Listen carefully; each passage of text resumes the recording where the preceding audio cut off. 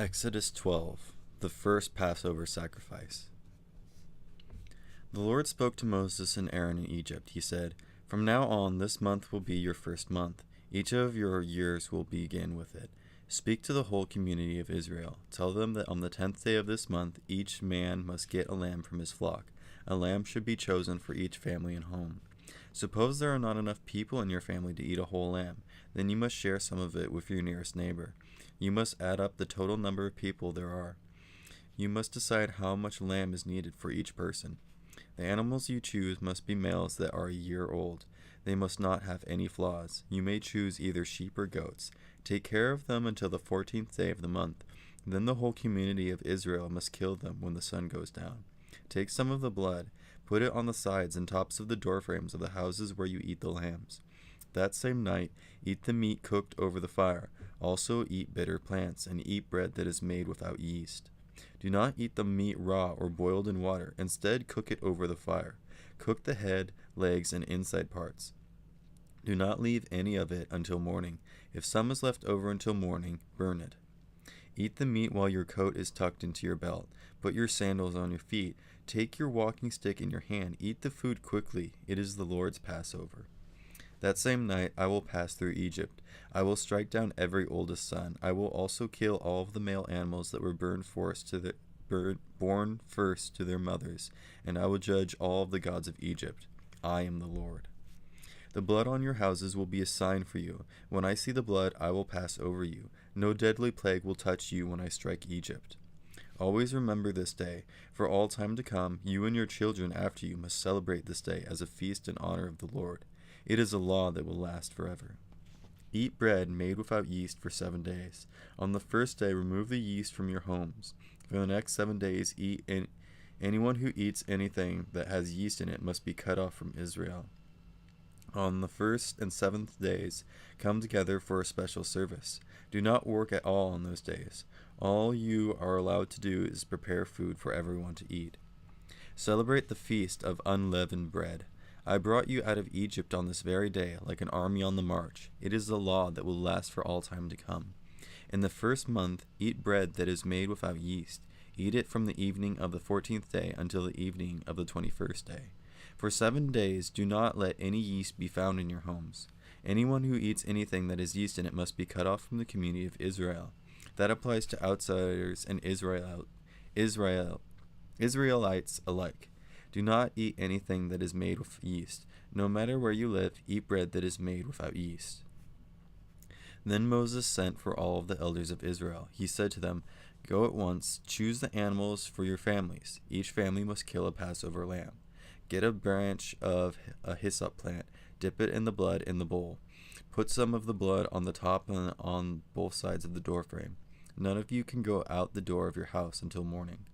The Lord will go through the land to strike the Egyptians down. He'll see the blood on the top and the sides of the doorframe. He will pass over that house. He won't let the destroying angel enter your homes to kill you.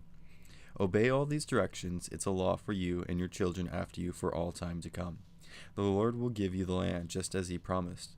When you enter it, keep this holy day. Your children will ask you, 'What does this holy day mean to you?'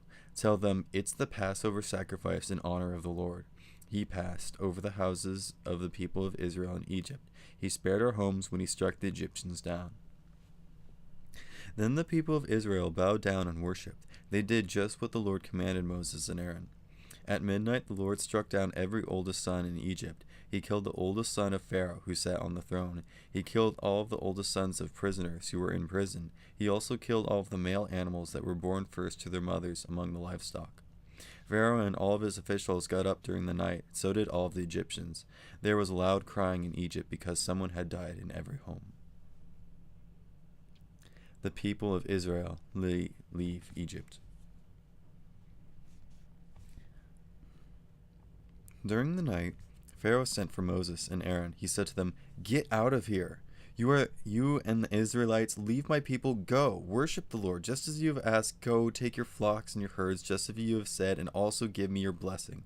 The Egyptians begged the people of Israel, "Hurry up and leave the country. If you don't," they say, "we'll all die." So the people took their dough before the yeast was added to it.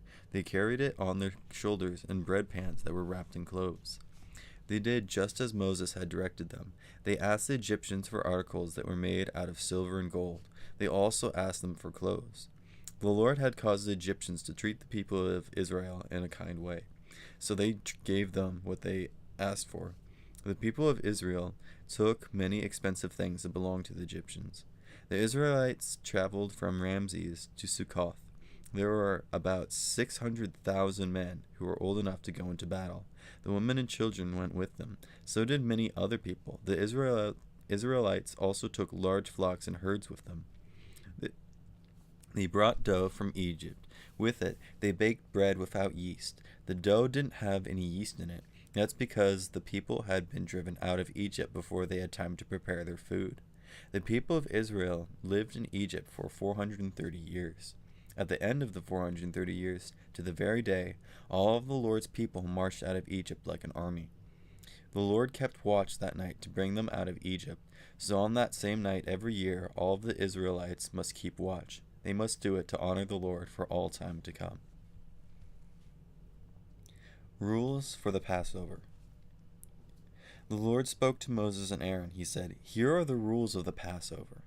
No one from another country is allowed to eat the Passover meal. Any slave you have bought is allowed to eat it after you have circumcised him, but a hired worker or someone who lives with you for a while is not allowed to eat it. It must be eaten inside a house. Do not take any of the meat outside. Do not break any of the bones. The whole community of Israel must celebrate the Passover. Suppose an outsider who is living among you wants to celebrate the Lord's Passover. Then all of the males in that home must be circumcised. After that, the person can take part, just as an Israelite. Only males who are circumcised can eat it. The same law applies to Israelites and to outsiders who are living among you." All of the people of Israel did just what the Lord had commanded Moses and Aaron. On that very day, the Lord brought the Israelites out of Egypt like an army on the march.